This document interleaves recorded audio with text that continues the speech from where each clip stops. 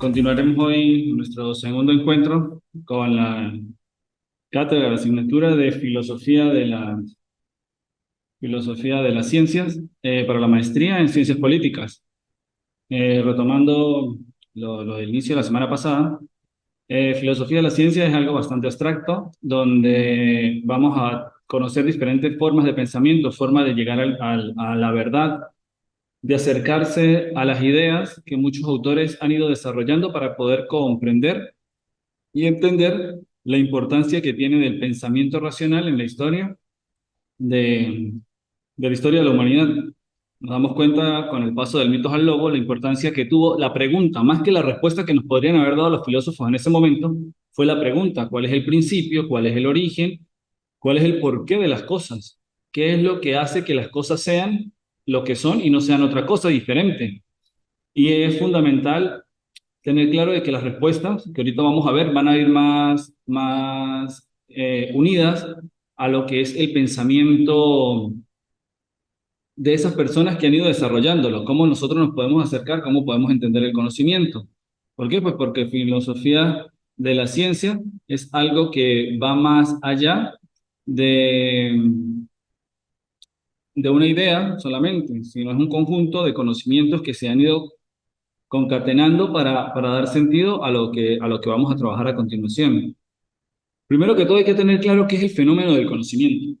El conocimiento es algo que nos ocurre a cada uno de nosotros sin importar la edad, sin importar la raza, sin importar nuestras creencias ni nuestros sistemas de pensamiento. El conocimiento es algo que nos acompaña a nosotros desde que somos niños. Para esta parte vamos a apoyarnos en Johannes Hessen, un filósofo alemán. En su libro Teoría del Conocimiento, es una síntesis bastante interesante sobre la forma que nosotros tenemos para acercarnos y llegar al conocimiento.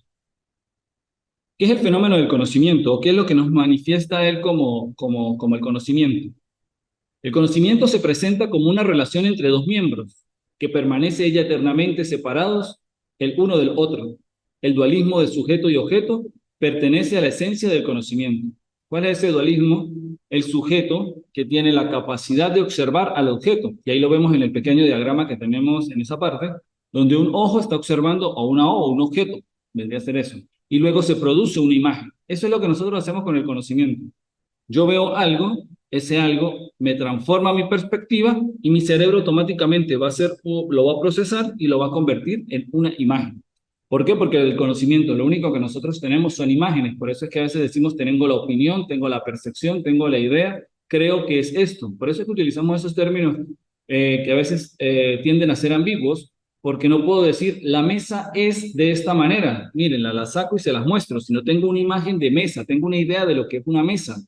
Luego esa mesa pues, puede ser redonda, cuadrada, triangular, de cualquier manera, pero es una imagen donde yo descompongo y tengo las características básicas, y eso es lo que nosotros hacemos con el conocimiento. Una relación, un dualismo entre sujeto y objeto que me produce una imagen o produce en el sujeto la imagen. El sujeto no puede transformar el objeto, siempre va a ser el objeto el que puede transformar la visión que tiene el sujeto sobre él. La función del sujeto consiste en aprehender el objeto, la del objeto en ser aprehensible y aprendido por el sujeto. En el sujeto surge una cosa que contiene las propiedades del objeto. Surge una imagen del objeto, lo que veníamos hablando. El momento en el que yo aprendo, tomo, o sea, aprender con H intermedia es el de tomar, de hacerme dueño, eh, de algo, lo convierto en una imagen. Continúa el autor, el sujeto es el determinante, el sujeto el determinado. En este caso el sujeto es el determinante y el objeto el determinado. Hay un error de transcripción. El conocimiento puede definirse por ende como una determinación del sujeto por el objeto, pero lo determinado no es el sujeto puro y simplemente, sino tan solo la imagen del objeto en él. Esta imagen es objetiva en cuanto que lleva en sí los rasgos del objeto. Y aquí es donde empieza una primera palabra. ¿Qué es lo objetivo? Nosotros estamos acostumbrados a hablar de que yo soy muy objetivo, yo tengo criterio objetivo, mi manera de ver el mundo es objetiva, pero a veces pues perdemos el horizonte en ese sentido, porque ¿qué es lo objetivo? ¿Cómo se compone lo objetivo? De qué es esa cuestión de ir allá y entender? que el objetivo solamente es cuando yo tengo el objeto presente y lo podemos ver y lo podemos constatar. Luego, todas las opiniones que tenemos nosotros los sujetos siempre son subjetivas, porque si yo estoy alegre y veo la mesa, diré, oh, qué mesa más bonita. Si yo estoy triste, diré, oh, qué mesa. O sea, si yo estoy emocionado por mi maestría, voy a ir con ánimo a las clases. Si estoy obligado solo por un requisito y demás, voy a decir, ay, ¿qué más hoy tengo que ir? Entonces, el objeto nunca va a cambiar. La maestría no va a ser ni más ni menos aburrida, solamente va a ser la persona la que va a ser transformada o va a sentir la transformación, a ser determinado por eso que estamos viendo. Ahora bien, ese fenómeno del conocimiento, como lo hemos visto, tiene dos elementos, el sujeto y el objeto, y luego tiene la imagen que se crea. En este caso tenemos los elementos del conocer. ¿Cuáles son estos elementos del conocer? Está el acto del conocer, que es la conciencia, y eso es importante y que lo debemos tener claro. El rol que tiene la conciencia, es decir, el yo darme cuenta de algo. Coloco un ejemplo. Como vemos en este diagrama, el objeto transforma al yo, que sería el sujeto, porque me da una información. Sí, eso es lo que veníamos viendo anteriormente. Pero ¿qué pasa? Si yo no tomo conciencia de que ese conocimiento se está dando, pues lo voy a pasar como desapercibido. Ya en la edad adulta, nosotros damos por dejamos pasar por desapercibido muchas cosas, no le prestamos mucha atención a infinidad de cuestiones. ¿Por qué? Porque ya creemos que no sabemos las cosas. Y no es un creer negativo, sino es un creer que no es importante para mí porque ya tengo la información. ¿Cuántas veces nosotros hemos caminado por una calle todos los días y no nos damos cuenta de que hay un negocio nuevo? No nos damos cuenta de que cambiaron el color de una casa. Podemos decir, veo algo diferente en la calle, pero no me doy cuenta de qué. ¿Por qué? Porque no tomo conciencia. Ahí está el objeto que me está dando una información. Hey, me cambiaron la pintura, me cambiaron la pintura, ya no soy el negocio de muebles, sino ahora soy una farmacia.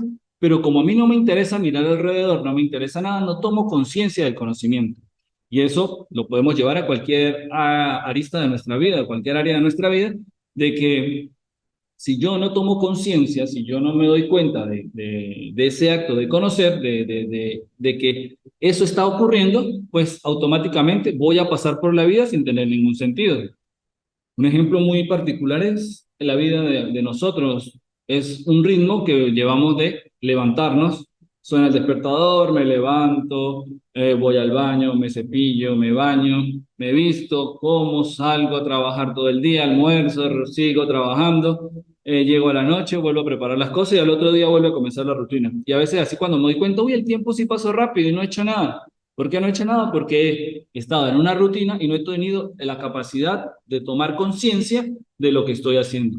Eso es siempre, en cuanto a los elementos del conocer, es fundamental el objeto para poder que transforme la realidad, la información que ese objeto me da, el sujeto que lo plantea, pero lo fundamental para que se dé o no se dé conocimiento es la conciencia que yo tenga y tome sobre el objeto o la realidad con la que me estoy enfrentando. Aquí vemos en otro diagrama, como lo veíamos en las citas del principio, donde nos dice que son un dualismo, un sujeto y un objeto que se da por medio, que se unen, esos dos polos que están opuestos, que están separados, se unen por medio de la información. Y cuando hay el acto de conocimiento, es que yo realmente descubro la realidad. En este diagrama, en el anterior, lo vemos todo como un elemento general y aquí ya lo vemos como lo veía, como nos lo presentaba Gessen en esas primeras citas que tenemos en la primera diapositiva del tema, donde ese acto de conocimiento es fundamental. La información y el acto de conocimiento son cosas que están fuera, pero que al estar fuera sirven de enlace para que ese dualismo, esas dos cosas que se encuentran separadas, que es el objeto y el sujeto, se encuentren y se puedan comunicar. Ahora, les planteaba de que nosotros siempre decimos que somos objetivos y a veces no tenemos sentido de esa palabra, o somos subjetivos y no estamos claros realmente de cuál es la trascendencia y los elementos que me hacen ser objetivo u objetivo. Y eso se encuentra dentro de las posibilidades de conocer. Y aquí nos vamos a guiar por el cuadro que tenemos presente. Es un cuadro comparativo para ir teniendo claro realmente el objetivismo y el subjetivismo, algo que en ciencias políticas es fundamental cuando queremos comunicar un mensaje. Quiero que sea objetivo, quiero que sea subjetivo, quiero que sea una realidad constatable o solamente algo idílico, un programa de gobierno irrealizable o un programa de gobierno que sea realizable, o un planteamiento de una teoría política realizable, o un planteamiento de una teoría política irrealizable. Es fundamental estar claro sobre qué fundamento lo vamos a partir. Comenzamos con el objetivismo. Nos dice que el objetivismo es el primer momento del conocimiento. Si recordamos los diagramas que hemos visto, es automáticamente. Yo primero conozco el objeto y ahí se va a dar un objetivismo. ¿Por qué? Porque el objeto me está dando una información que es así. Es blanco, es negro, es azul.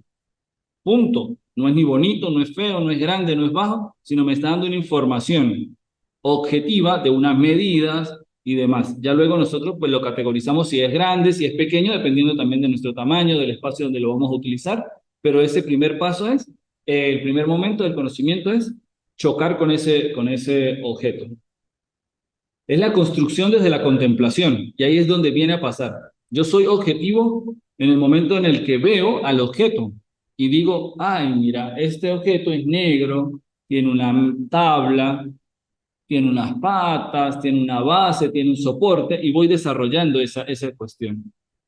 Jesús nos dice, para la conciencia primitiva, lo primero que se da son los objetos, objetos del conocimiento. Es decir, siempre voy a tener un contacto con ese objeto, con esa realidad objetiva, si así lo queremos llamar. En el afán de una objetividad universal, la estética, la ética y la religión lo son. Ah, pero ahora pueden decir, no, pero es que la estética, la ética y la religión son bastante subjetivas, pero aquí al final nos termina de darle el argumento. Ahora bien, el grado más alto de conciencia y el análisis más completo de los estadios de la objetividad se alcanza en la filosofía. En las ciencias filosóficas de la objetividad está la lógica, la ética y la filosofía de la religión. ¿Qué es la lógica? Es el acto de pensar correcto, unas premisas que si están bien estructuradas me van a dar una respuesta coherente o incoherente, pero que tiene su base en la parte objetiva de la realidad que me estoy encontrando. La ética no es valorar si algo es bueno o es malo, eso se lo damos a las religiones. La ética se centra en ver que si los actos y los comportamientos del hombre se ordenan en la razón, y al momento de estar ordenados en la razón, esos actos van a ser humanos o actos del hombre en el caso de que no sean direccionados desde el punto de vista de la razón o la capacidad de deliberar, la voluntad que mueve ese acto. Es fundamental. En eso es lo que se centra la ética, en ver si algo es positivo o negativo, partiendo desde la capacidad racional del ser humano, no ninguna relación con algo trascendental.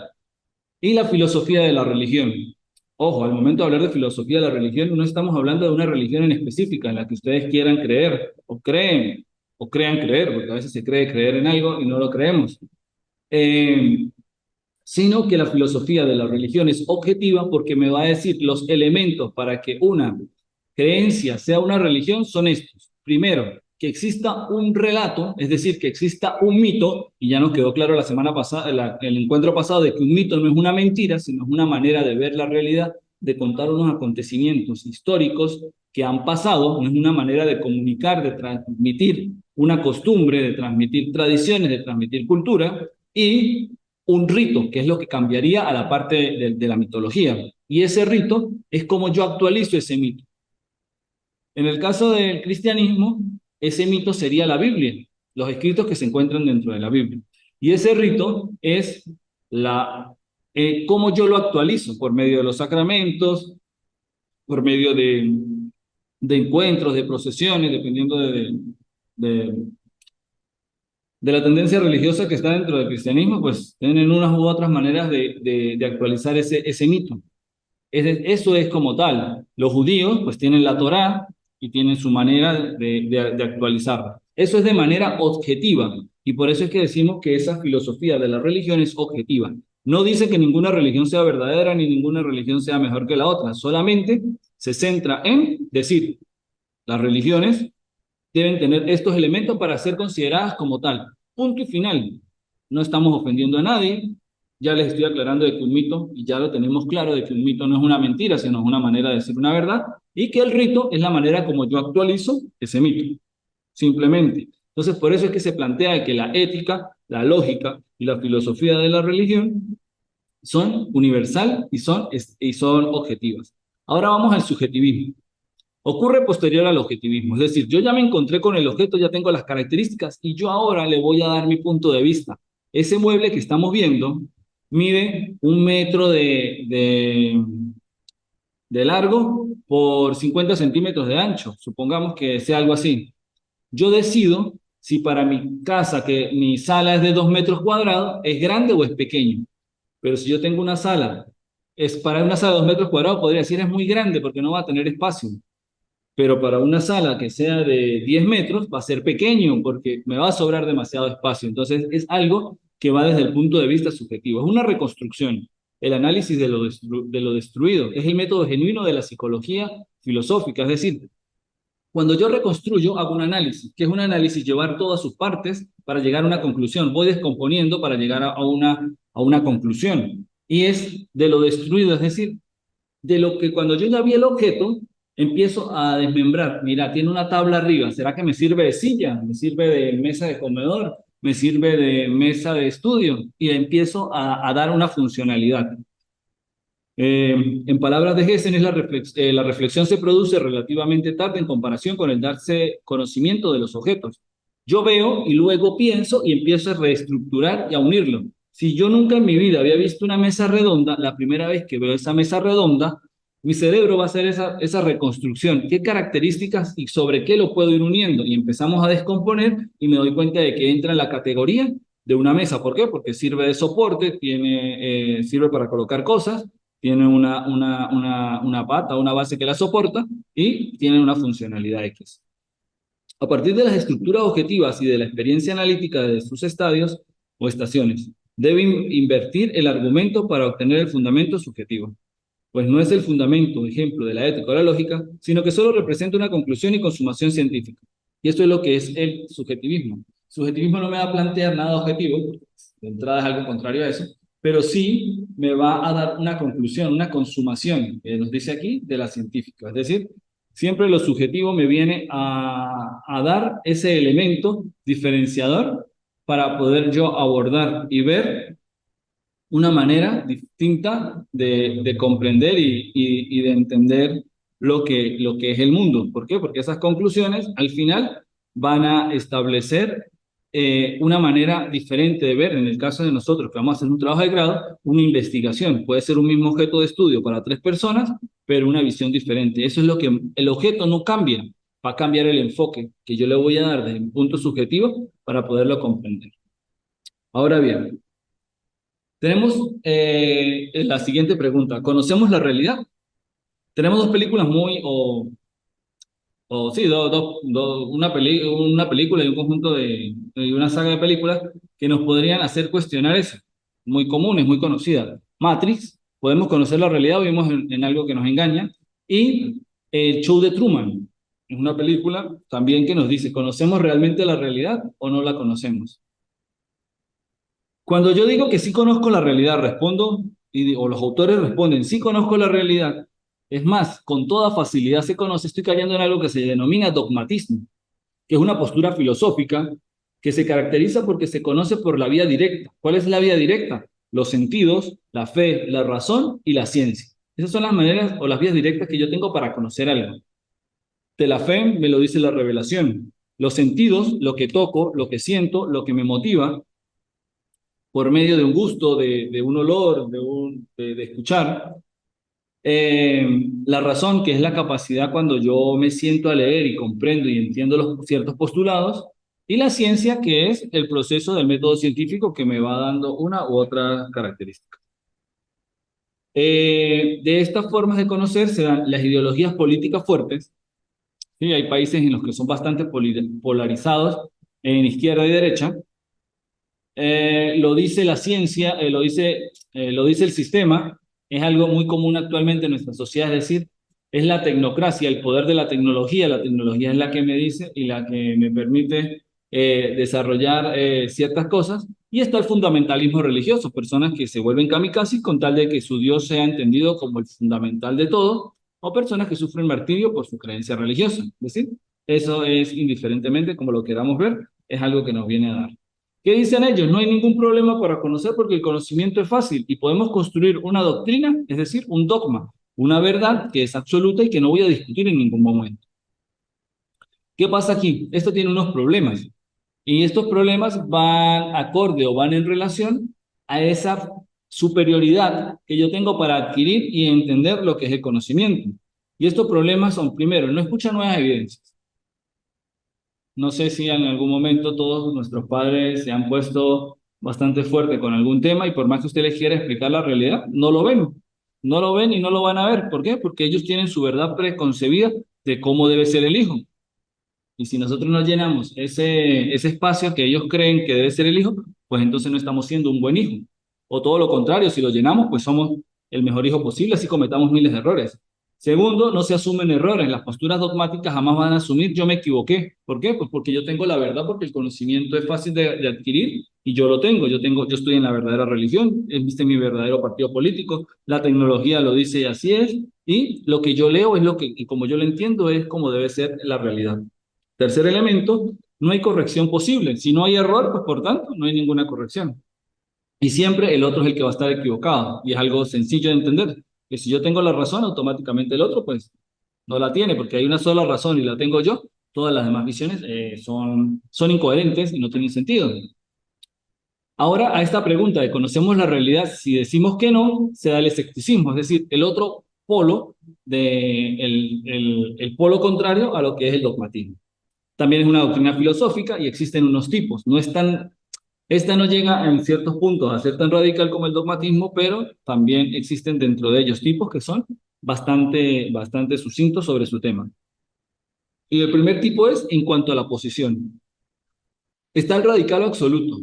No se conoce nada, no, nada. Es esa persona que no, o sea, no puedo llegar a esa realidad, no la puedo conocer.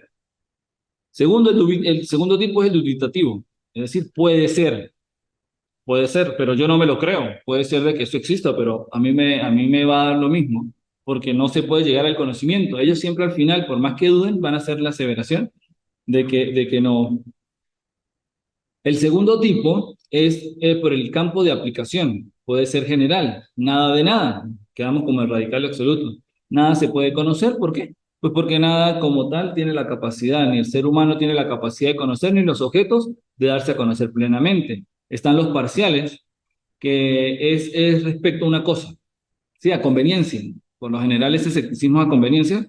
Si mi código de conducta, mi manera de ver es relacionada a la moral cristiana, todo lo que esté dentro de eso para mí puede ser entendible, pero otra moral yo no la entendería. ¿Por qué? Pues porque depende de mi motivación, yo me preocupo o digo que sí se puede llegar a cierto conocimiento o no.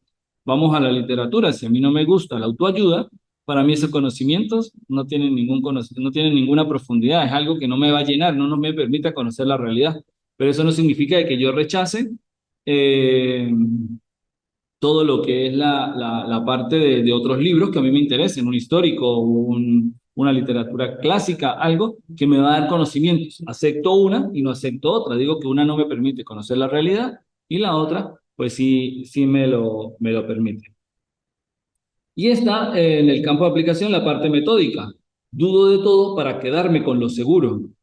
Y esto lo vamos a ver adelante con René Descartes, que funciona como un método. Dudo de todo y con eso pues no me engaño y puedo llegar a un conocimiento objetivo.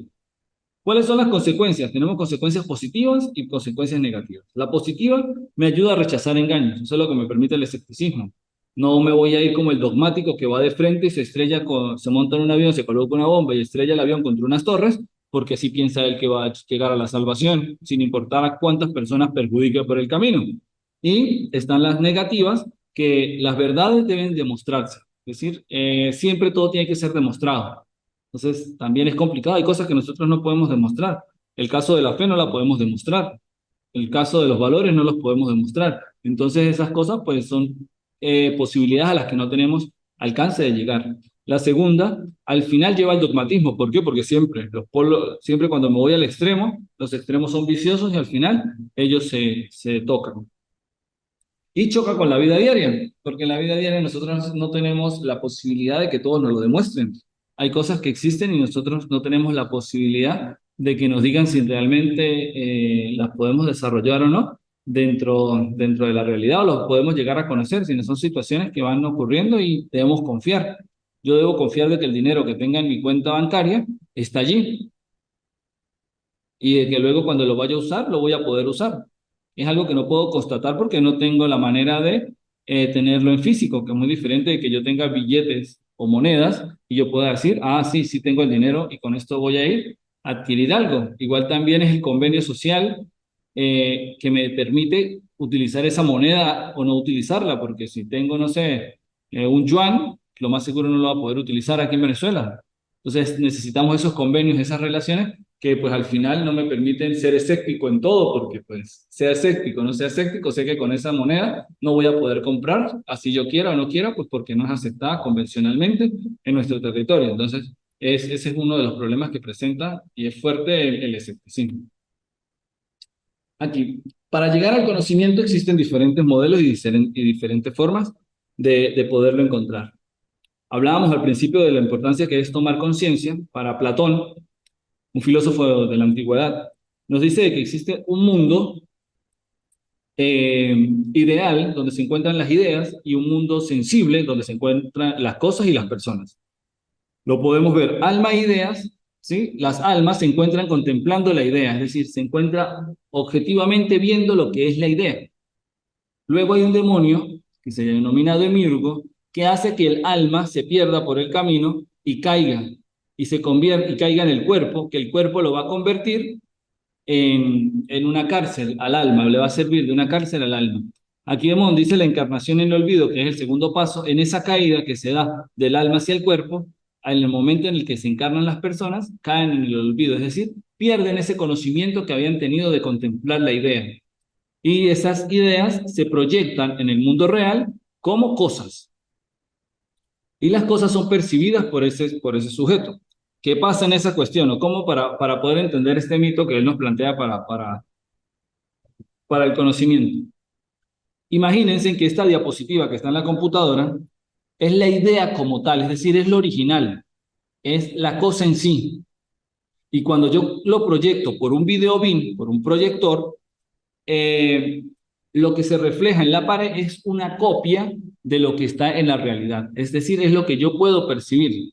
No lo puedo tocar, no lo puedo ver, pero lo percibo. Para él, todo lo que nosotros vemos a nuestro alrededor, miren alrededor de su casa, cualquier cosa que tengan al frente, yo tengo aquí al frente dos mesas, no son mesas constatables y objetivables y tocables, sino son solamente una proyección de la idea de mesa que existe. ¿Qué pasa? Luego esa alma, dentro de su cárcel, que es el cuerpo, empieza por medio del cuerpo, del recuerdo, de la reminiscencia, a empezar a adquirir de nuevo ese conocimiento que ya tenía de las cosas, de las ideas, por medio de las cosas. Cuando ve una mesa, tiene un recuerdo, ¿sí? Tiene una idea que le viene a la cabeza de, oh, mira, es una mesa, yo ya como que había visto eso. Y usted o la persona debe morir cuantas veces sea posible para poder que se reencarne y pueda seguir adquiriendo conocimiento. Ya en el momento en el que ha recuperado todo el conocimiento que tenía hasta el momento en el que contemplaba la idea, pues va a volver a regresar a ese mundo inteligible y es algo fundamental. ¿Qué pasa? Que esto puede caer a llegar a ser radical. Sócrates, maestro de Platón, decía que lo mejor que le podía pasar al hombre pues era morir, porque así más rápido va a llegar de nuevo a contemplar la idea, y una idea que Platón también compartía. Tenemos una forma, esto es una forma más idealista de entender el mundo. Tenemos a Aristóteles que plantea una forma más de contacto con la realidad, más experimental, más vivencial, y nos dice, existe la materia y la forma, que es la sustancia, en todo momento, eso existe. Es decir, el ser humano se compone de alma y de cuerpo. Tiene una materia que le da la forma, el alma. La materia, el cuerpo, la forma, el alma. Y dentro de nuestra manera de conocer, de nuestra manera de entender la realidad, tenemos la facultad sensible, que son la percepción de los sentidos. Si yo observo, siento, degusto, escucho y veo la realidad, y eso me va creando unas ideas sobre lo que es, como decíamos al principio, sobre qué es una mesa. Una mesa es una estructura que tiene cuatro soportes, una tabla en la que apoyarme, y es cuadrada, rectangular, dependiendo de la que estoy observando. La primera vez que veo una mesa cuadrada, para mí eso va a ser el sentido y el sentido de esa mesa. Luego, cuando la vea redonda, pues voy a ver otra característica, cuando la vea rectangular y así voy construyendo. Pero en este primer momento es lo que el sentido me muestra. ¿Y qué es el sentido común? Es donde todos mis sentidos convergen para decir, oh, ya tengo la idea de que es una mesa. Luego viene la imaginación y es donde se crea la imagen sensible. Como veíamos en las primeras diapositivas, en el primer diagrama, yo cuando conozco el objeto automáticamente se transforma en una imagen. ¿Por qué? Porque en mi cabeza yo no puedo guardar una mesa y sacarla cuando la necesite, sino solamente voy a crear y recrear una imagen, la cual es sensible, pues porque la puedo constatar con la realidad. Y esa imagen es la mesa con sus características esenciales. Y luego viene el tercer proceso, o el tercer estadio de ese proceso del conocimiento, que es el intelecto. Y aquí lo tenemos, tanto activo como pasivo. ¿Cuál es el activo? Cuando yo realizo la abstracción. ¿Y qué es la abstracción? Cuando yo empiezo a descomponer y a sacar ciertas características para yo poder ir concretando esa imagen.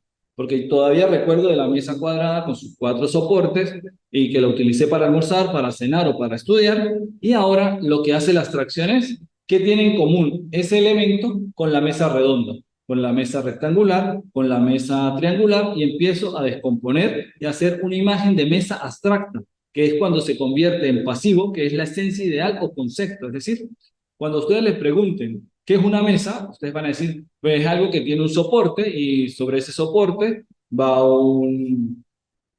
algo plano y sobre eso plano, pues yo puedo comer, puedo estudiar, lo utilizo para lo que me estén preguntando el concepto. Es como por lo mismo que, por lo menos que yo le pregunte, ¿qué son las ciencias políticas?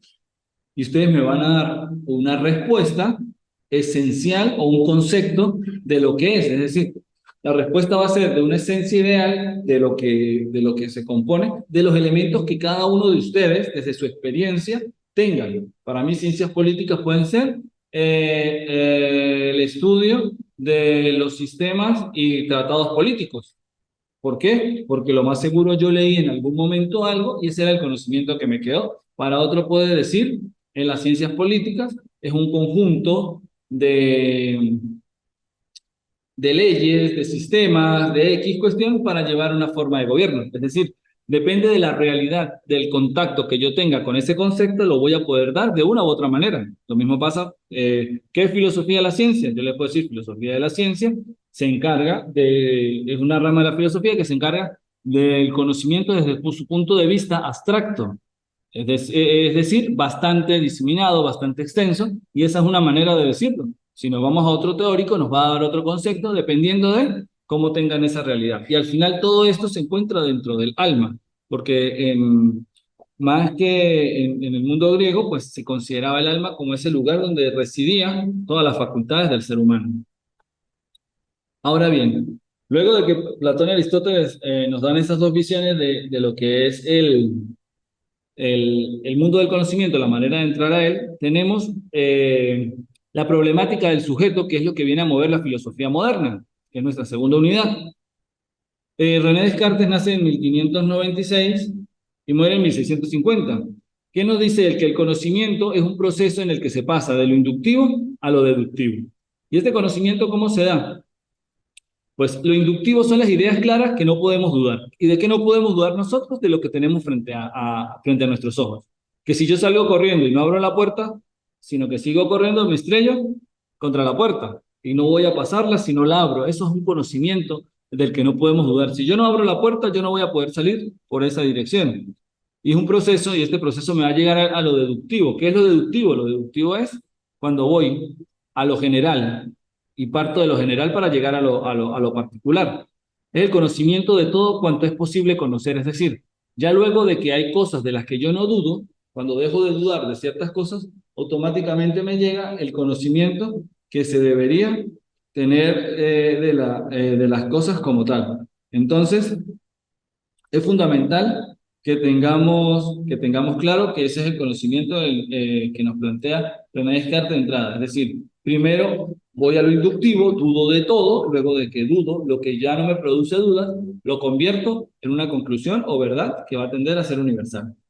Es una frase muy conocida de él, el cogito ergo sum, es decir, pienso, luego existo.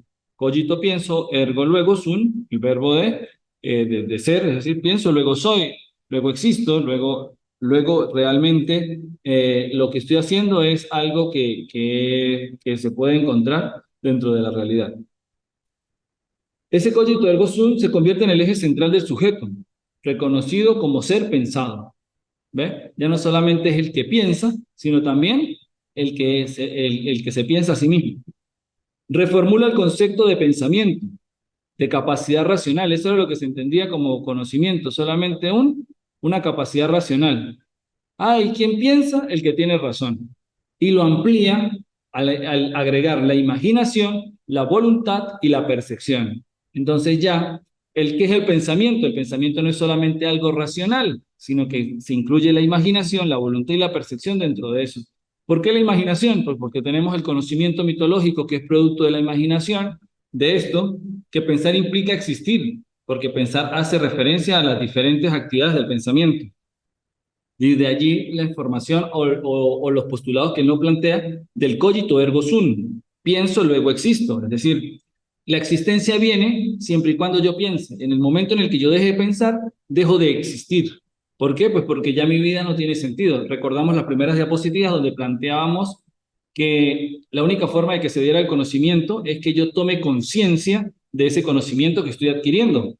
Entonces, lo mismo pasa aquí, o sea, es algo que es fundamental entender en lo que es el conocimiento, que si yo no me doy cuenta de lo que estoy haciendo, pierdo el sentido. Yo puedo estar 50 minutos sentado leyendo, y si yo no presto atención a lo que estoy leyendo, pues va a carecer de todo sentido.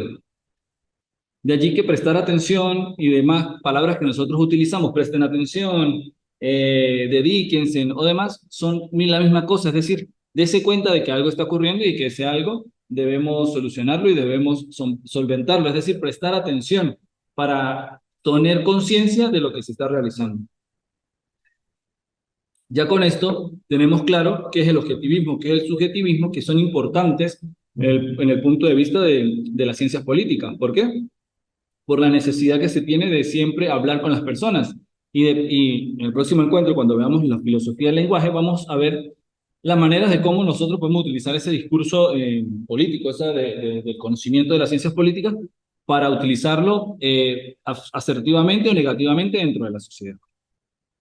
Ya el día de hoy tendrán habilitada la segunda actividad, la cual pueden ir desarrollando hasta la fecha límite que tenemos para entregar cada una de las actividades. Cualquier pregunta, cualquier inconveniente que se les presente, pues lo podemos hablar por medio del chat del grupo de WhatsApp o algo por el chat de la plataforma. Gracias por la atención del día de hoy y estamos a la orden para cualquier cuestión.